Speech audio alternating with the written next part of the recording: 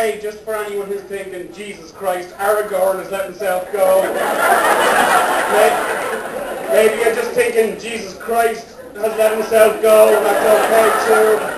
There may also be those who wondering how the fuck you've got in past the bar staff. I just threw me sleeping bag at them and ran. It's my way into most public buildings, to be honest with you. I was also told recently I look a little bit like a 1970s hunger striker who's not really trying. And then there's always Lieutenant Dan Forrest Gump. Showing a bit more leg, obviously. So,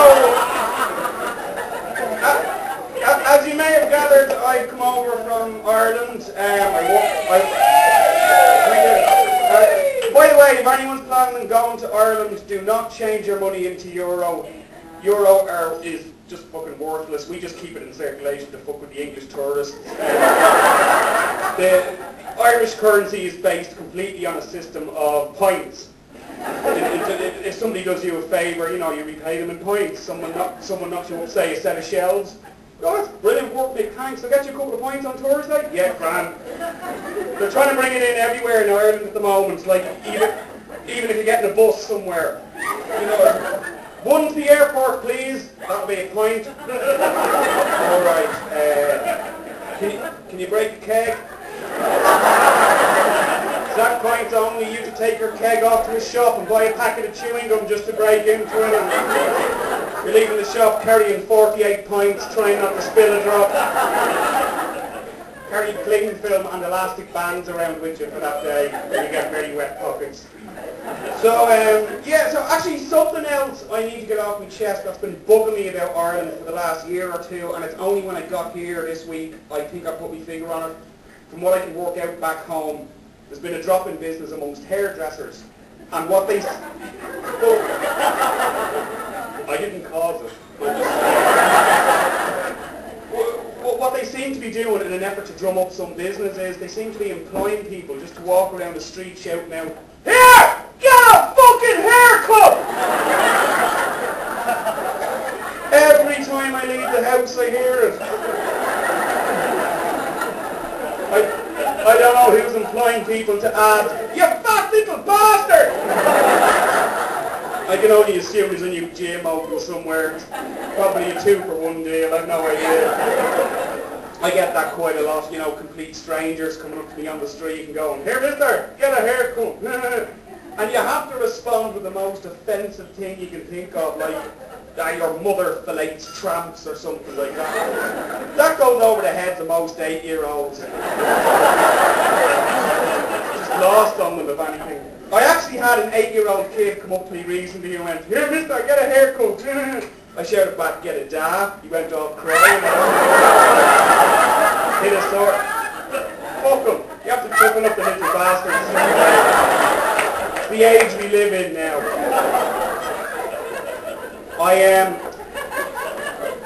I think the best words to sum up my image is homeless. The main advantage to which, of course, is I never get bothered by the homeless.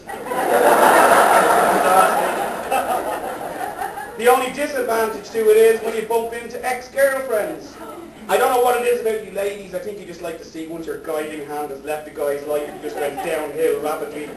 This is recently highlighted. I bumped into an ex of mine recently that I haven't seen in 13 or 14 years, and she still looks fantastic. And then she saw me. It's kind of, "Jesus, Robbie, how have you been keeping since the last ripped your heart from your chest and smashed it to the ground?"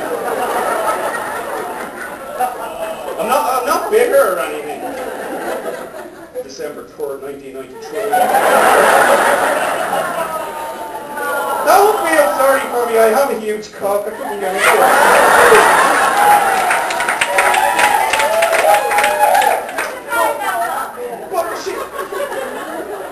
She asked me what I've been up to since we last saw each other, and I did what most guys do. I made shit up. I had a fucking brilliant life by all accounts. I lived in the Congo for years, rescuing wild apes from hungry orphans. Then she started to tell me about her life since we last saw each other.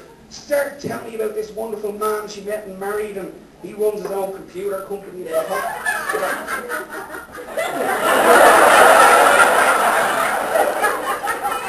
computers, is he? Sorry, I can... No. I could make a very nasty joke now. So I'm all nervous now. I'm just going to have to I'm going to have to picture you as naked for a second. She's not a natural blonde.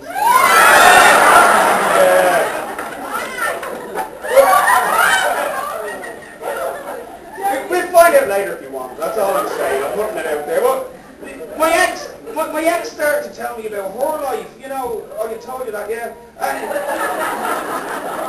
But she's talking to me about this wonderful guy and blah, blah, blah. And to be honest with you, all that's going through my head the entire time she's talking to me is, I've had my Willie in her mouth. I can only assume that's how all guys think. I don't know. Of course, what was probably going through her head was, oh, fuck, I've had that trans cock. It works both ways, is all I'm saying. I just tell that joke as a warning, by the way, to any ladies here tonight. Next time you have your chap's Willie in your mouth and you go and break his heart and he goes off on a 12-year bender, becomes very bitter and angry, eventually sobers up, takes up stand-up comedy and starts telling pubs full of strangers about it. I think she should just be thankful I didn't fucking name her, to be honest with you.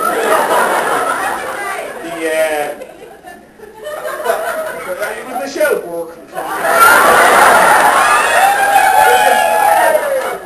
Your name is not Michelle. Burke. It's not Burke, is it?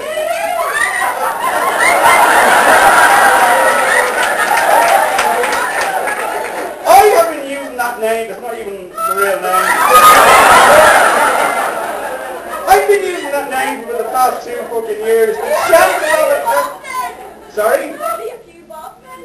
Oh, you want royalties?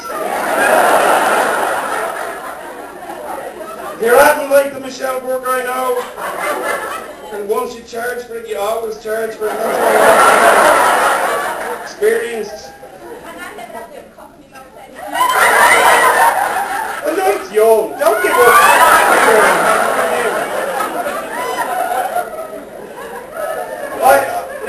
I actually have, I'm sorry to disappoint you. I have a girlfriend, believe me.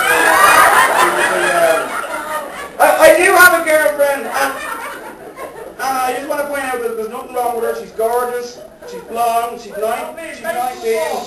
Shut the fuck up now. I've got 10 fucking minutes and I've just used up 9. But there's nothing wrong with her. She's gorgeous, she's blonde, she's 19. I know 19. No.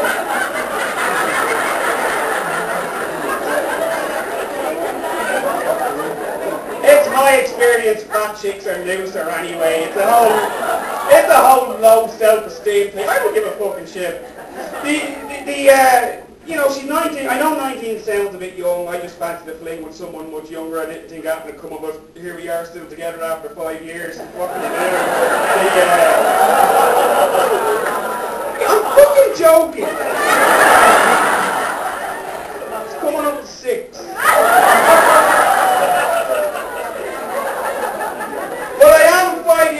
Same girl, and if there's one thing you learn after 5 years is that relationships are a full-time job.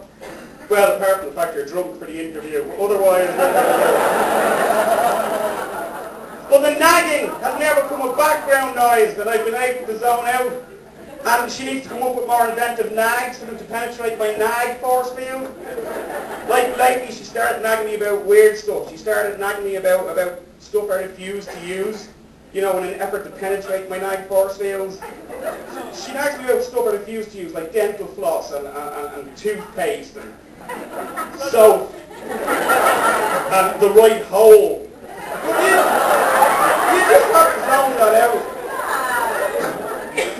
I'm going to go on this bit of advice, relationship advice. If you were ever staying in your girlfriend's, and by your girlfriends I mean her parents' house, When you go to bed at night, do not leave your trousers downstairs. If you have to get up in the middle of the night in the morning to use the loo and you find yourself in the landing with nothing covering you from your waist down with your underpants and you should bump into her father,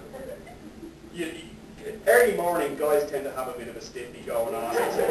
You don't want to bump into either parent with a sideways chubby. And the best way to hide it, if this ever happens to you, the best way to hide it is you press your willy in against your belly, pointing up, and use the waistband of your underpants to strap it to your body. Rule number 2, if you're going to do this, make sure you're also wearing a fucking t-shirt. Ladies and gentlemen, I'm a Brody Bomb. Thanks a million.